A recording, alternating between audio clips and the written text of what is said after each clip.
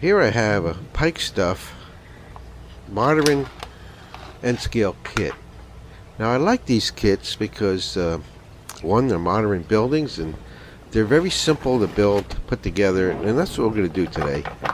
Is put a few of these together and kit bash them. They come in different types of shops and manufacturing buildings.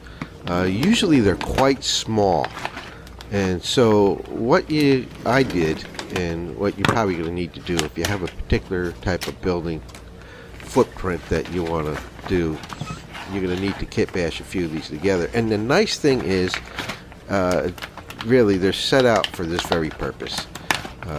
They're very simplified, basic buildings with set sizes 20, 30, 40 foot, and they have lines for the different dimensions. So if you get a 30 by 40 foot and you really want a 30 by 50 foot or a 40 by 70 foot, you can easily do that by kit bashing two of the same kits together, or kit bashing, if depending on your footprint, kit bashing a couple different types of buildings to get the footprint you want. And so that's what I'm doing today. I'm taking this Smarter and Shop building from Pikestuff and kit bashing it with another factory type building, and we'll go through and I'll show you how simple they are. So then the other kit I'm using is the Hughes Tool and Plastics factory. So looking at these two, they were what I wanted for the footprint that I was looking for. So we're going to open this one up, get the two kits out side by side, and see what we can do with them. Now the main thing is I'm looking at the footprint, and I'm also looking, be sure to look at the dimensions of the kit as you purchase them. And then looking at the instructions, you can see that all the instructions of all the different kits basically the same. You have your corner pieces, and it shows how they come together, and then you have your footing or base of the building below. And here's an example of what they look like after I've glued the corners and the bases on. And then the blue panel would go on top of the white base of the building, and each edge of the panel would have a corner brace that I can glue the two sides together like that. So, and then it's just a matter of kit bashing them to the dimensions you want and adding panels together. Now, one of the first things I'm going to be doing before I do that is go ahead and, if you don't want a blue panel building, you're going to go ahead, I like to paint them before I build the buildings. And then after I build the buildings, I'll go ahead and weather it later. But I like to get the basic paint down, and I'm not making it bright white here. In this case, I'm just giving fading it down a little bit of a whitewash to get a white building, and then finishing up each of the panels by taking off all the burrs, and then laying out my panels and the dimensions I want from the two different shops, the Hughes Plastic and Tool, and my shop kit. I like to use this liquid glue where you just brush it on. It's very easy to use, and it gives you a few moments to slide things around if you need. You can line them up, brush on the glue, and then if you need to take a few seconds to realign, you can do it. So here I am, I'm just laying out my panel, getting two panels side by side, and then gluing them together. Now, one of the things I'm finding is these are fabulous. These modular kits are fabulous because you can actually kit bash it to any size and dimension you want. Yeah, you can kit bash it to any size and dimension within 10-foot increments. So usually 20, 30, 40, and you want to go 70, use different combinations. The blue part of the kit is your sidings and your panels. The white pieces are usually your footings, your base of your building, I should say, and the plastic white pieces that will be your corner pieces, and also pieces for bracing, like the roofing panels together and your sides together. And they give you a set amount. So every kit has the same set of accessories in the white portion.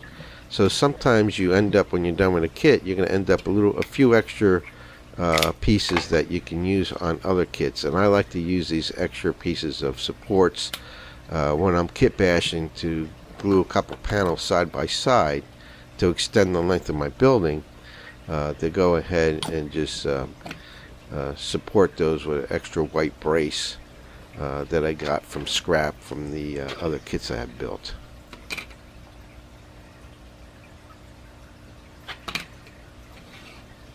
So what I find is very difficult to find modern buildings, and kit bashing your own is actually an alternative that, you may think, oh, I'm not that good at designing my own stuff, I'd rather have a kit to do the whole thing.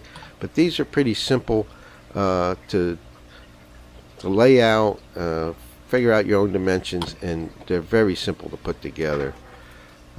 Unlike other eras in modeling, like the 1940s and 50s, or even the 60s.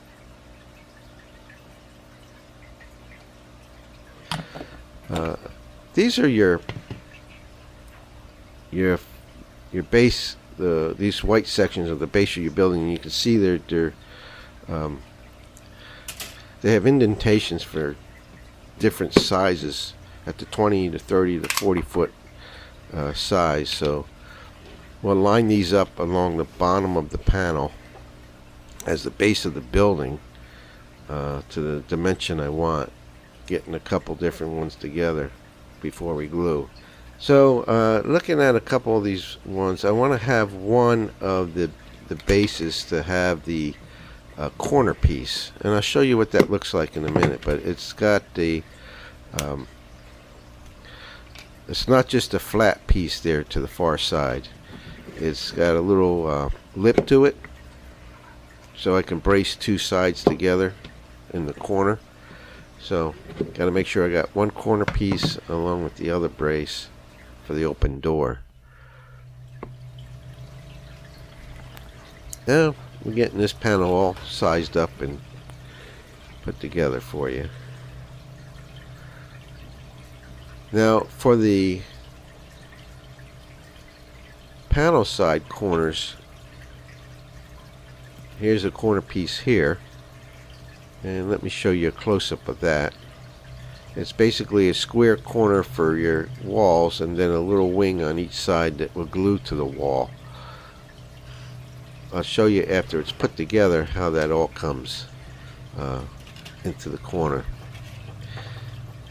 And then here again, I just told you that's what the lip looks like. That will match that corner that we were just looking at. So I'm going to line up this lip with the other corner, and then here's how the two walls come together, and you can see how it's square on the ends, and then the wings are along the inside.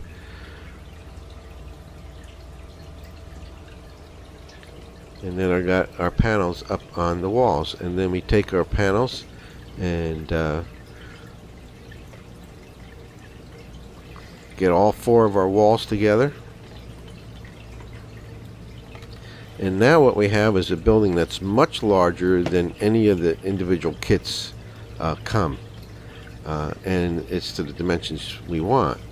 Now, one of the things that you may need to do is they sell extension kits. So if you just want to add another 20-30 feet, you buy an extension kit for, I think, $4 or $5 or something like that, and it gives you a couple extra panels that you can cut to, I think it's 30 or 40 feet. I can't remember what size the panels are, but you can cut them down to the 20-foot size if that's all you wanted.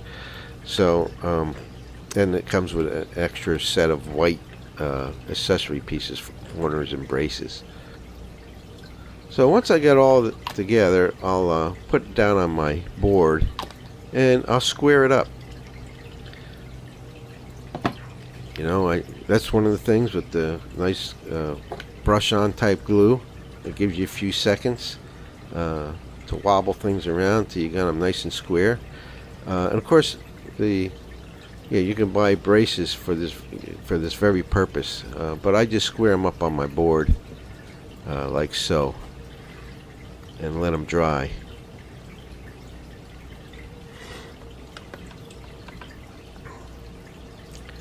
And then we can take a closer look at the base and how the corners come together down along the base, and then up top how it's going to look as all the panels come together. You know, basically once you got that visual, that's worth 1,000 words. So there it is. That's the completed building without the roof, but the roof is very simple. Okay, so now let's take a look at these buildings. And I hadn't put the roofs on them yet because I'm not quite sure what configuration I want to do as far as how they come together. And depending on which side of the two connect, will change the how far I cut the roof. So for right now, I hadn't done the roofs yet, and I won't be doing that until I have the track laid completely. And that's been the holdup, and it's been months and months and months. And why haven't I laid track? It's not that difficult. Well, I need a right-hand curve. Now this is the left-hand curve, and I need a right-hand curve according to my layout, which you can see in another video. And so I had not been able to get it. It's been out of stock. I don't know what's going on with Atlas. But in the meantime, you can see I painted my blue foam and gave it a little bit of a texture. So I got the first layer of texture on. I can then lay track on top of that, and then begin to add other layers of texture. So the difficulty is now I got all of the track I need. I've ordered it all except for the one out of stock item, the curve. So what happens now is I'm about ready to give up. I've gone back to the drawing board and looked at my layout schematic and played with it, and I may have a solution just using a straight turnout instead of the curve one. It'll change the overall positions of buildings and track, you know, of course, of the track and the building positions. So that's why I hadn't been putting out any videos at a rate that maybe you think I should have been. And so I apologize for that, but this is where I am today. I did order something that's fun. Come over here.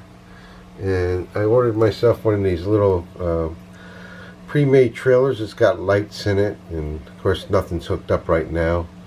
But they're expensive, but when you have a small layout like we have here, we're just a shelf layout, one or two expensive items doesn't overall impact the budget too severely.